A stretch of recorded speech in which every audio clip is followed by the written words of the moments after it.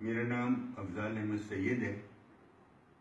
میں کراچی میں تدریس کے شعبے سے وابستہ ہوں. میں جہلم لٹریری فیسٹیول میں شرکت کرنے والا ہوں اور جہلم پہنچنے کے لیے بہت پرجوش ہوں. جہلم میں اس لٹریری فیسٹیول کا انعقاد ایک بہت خوش آئند اور قابل تعریف واقعہ ہے.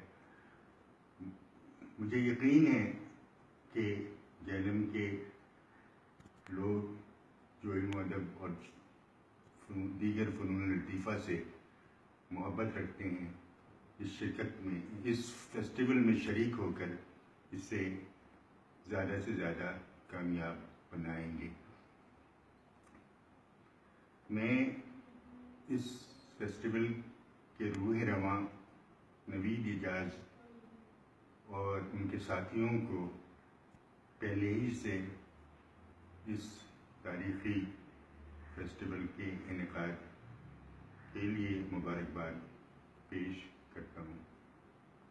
میں آپ تمام لوگوں سے جہلم میں ملنے کا متمنی ہوں اور ایک بار پھر مجھے آپ کو یقین دلاتا ہوں کہ جہاں تک میں سمجھتا ہوں یہ جہلم کی تاریخ میں یہ فیسٹیول ایک تاریخ ساز دن ہوگا اور اسے دہرایا بھی جائے گا.